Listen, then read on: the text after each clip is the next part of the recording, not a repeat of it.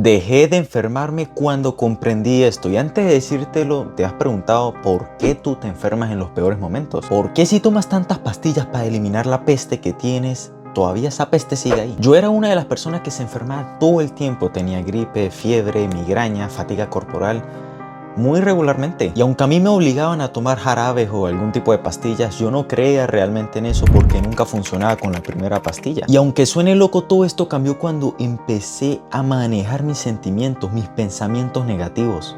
Y todo esto lo puse a prueba en mis 16 años cuando inició la pandemia. Y hoy te contaré una experiencia que viví cerca de personas que padecieron de esa enfermedad, padecieron del COVID, y en poner en práctica esto que te voy a contar me ha ayudado a saber manejar las emociones y sensaciones que voy teniendo y a controlar y anticipar la enfermedad. Varias enfermedades como virus, bacterias, gripes, todo eso que antes lo tenía que tratar con pastillas, ahorita lo trato es con el pensamiento, con las ideas. Anticipo mucho antes toda esa enfermedad que la tenía antes casi diariamente. Así que si me das la oportunidad, esto puede aportarte mucho valor si lo aplicas. Es una historia personal que me pasó a mí, me ayudó en su época y puede servirte de ayuda igualito a ti. Bueno, todo comenzó hace un par de años atrás cuando ya estaba harto de tomar pastillas y jarabes que tenían un sabor ácido o amargo y me empecé a preguntar, ¿por qué todo esto? ¿Por qué es que me estoy enfermando constantemente? ¿Qué ocasiona eso? ¿Por qué no puedo estar más de 3 meses sano sin consumir ninguna pastilla, ningún jarabe? De inicio creí que era debido a la alimentación y al ejercicio físico que no era constante. Tenía un estado físico muy lamentable y mi alimentación no era ni la más indicada ni la más saludable. Entonces me agarré a eso. Con disciplina y perseverancia construí ciertos hábitos que igualito te diría unos 4 o 5 meses de trabajo pesado que no veía un avance significativo, no por lo menos el que yo quería. Porque aunque pueda ser que sí calmó esa tomadera de pastillas y jarabes que tenía, no eliminó completamente lo que yo quería que hiciera. Es como si hubiera aportado un 70% del 100% que yo quería. Con el tiempo esto me llevó a ir a visitar médicos, a visitar hospitales, a que me dijeran qué era lo que yo tenía. Todos me decían que yo estaba bien, no tenía nada malo, estaba normal, no padecía ninguna enfermedad grave, que simplemente era una infección que hasta ellos mismos desconocían, pero me mandaban pastillas. Y yo no quería tomar pastillas ni jarabes. Yo incluso llegué a pensar que los doctores decían mentiras porque no me querían decir que tenía una enfermedad muchísimo más grave. Esto lo he visto normalmente en películas, que cuando una persona, y si es más joven, tiene una enfermedad, qué sé yo, supongamos tumor, nunca le dicen que tienen un tumor al adolescente, se lo dicen al padre y de una forma creen que eso puede ocultar la enfermedad y así el niño no queda traumado. Y en mi caso yo me hacía traumas porque no me decían realmente lo que yo quería escuchar. Porque aunque los médicos decían que yo estaba bien, yo no me sentía del todo bien. Sentía que estaba funcionando un 80% de mi ser. Y aparte cae la famosa cuarentena severa que creo que ocurrió en todos los países, que no podía salir o si podía salir, tiene que ser con restricciones y todo eso. Fue a mediados de 2020. Esto a muchas personas les desanimó, a otras más bien les gustó la idea de estar encerrados en sus casas. A mí en lo personal al inicio no me gustó. Estaba frustrado, estaba desanimado porque no se podía salir, no se podía hacer muchas cosas. Y eso me obligó a dejar los hábitos que yo estaba cultivando. No fue el hecho que me haya olvidado, pero ese encierro que había que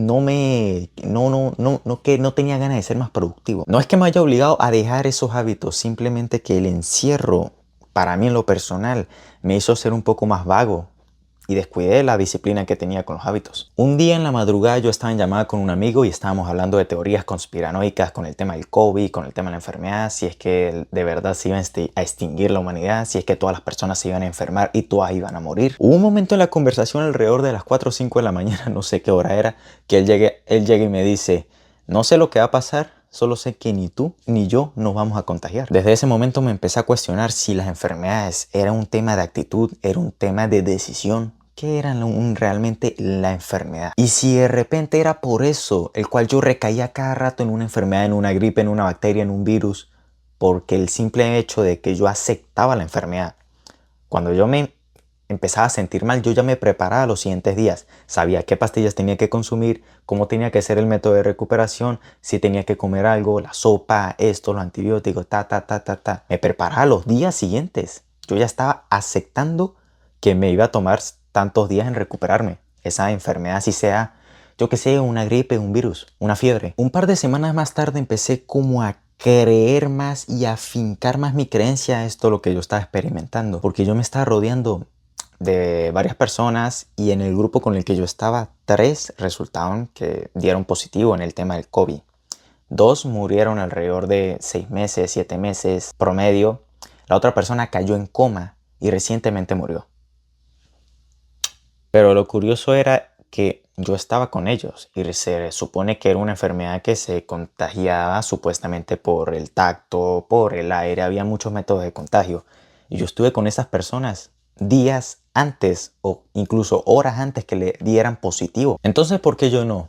Sea por la edad. Pero sí, los adolescentes igualitos se contagiaban y morían. Hasta que en una de estas idas al hospital visitando a mis familiares que estaban ya en sus últimos días, conocí a un señor que en 2 meses le dieron positivo, quedó positivo con el tema del COVID. En 2 meses dio negativo y era un señor que yo lo estaba viendo porque digamos que estaba en la misma zona en la que estaba mi familiar y yo lo veía que él entró recientemente y salió casi unas semanas antes de que el familiar mío hubiera muerto. A mí me pareció muy raro porque él entró y en 2 meses salió. El familiar mío tenía 6, 7, 8 meses, no sé cuánto llevaba. Estaba en las últimas semanas de vida en el hospital, murió en el hospital.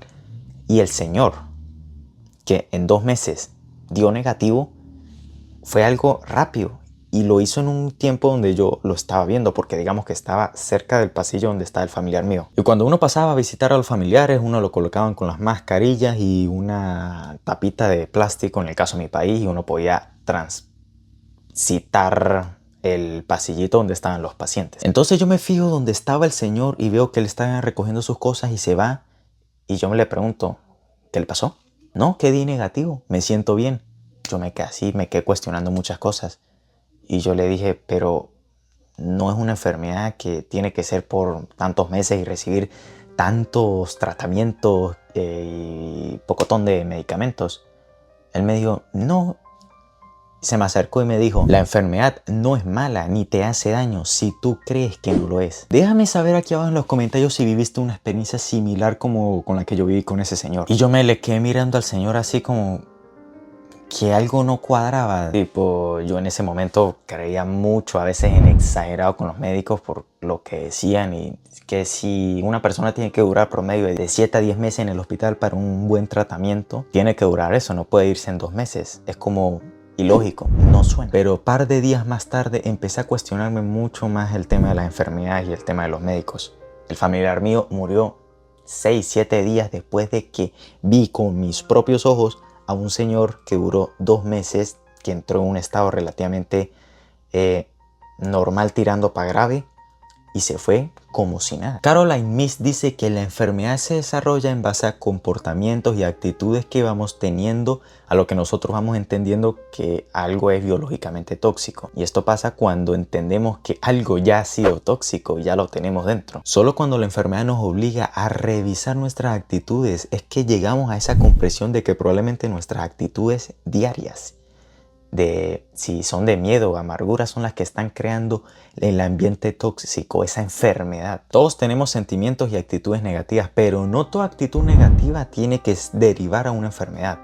Para que eso pase, tiene que ser la actitud negativa la que domine tu vida, la que domine tus días. Lo que acelera el proceso, que era algo que me pasaba a mí, es saber que el pensamiento negativo tóxico es tóxico y aún así darle el paso libre para que siga dentro de nosotros. Cuando me tocaban esas enfermedades, a mí siempre me decían, no piense en cosas malas, no piense en que se va a enfermar.